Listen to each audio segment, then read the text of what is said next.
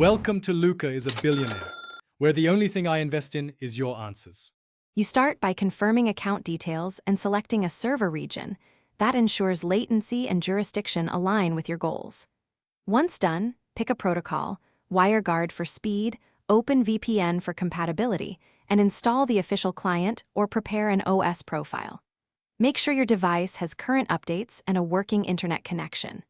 Now open the client and sign in with credentials. This begins the actual configuration, so you can move on to authentication and advanced settings in the next step.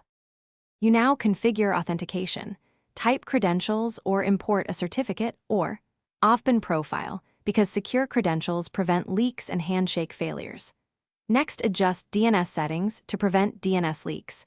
Enable a kill switch to block traffic if the tunnel drops, and decide on split tunneling so only chosen apps use the VPN.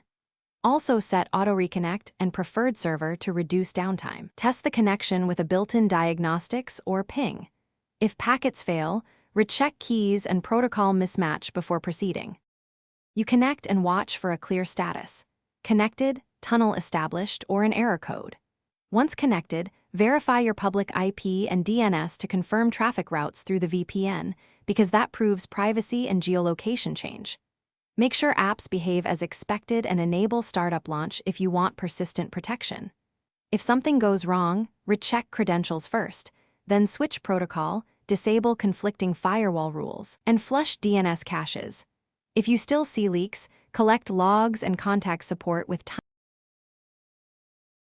Thanks for watching and please subscribe. It's the best investment you'll ever make.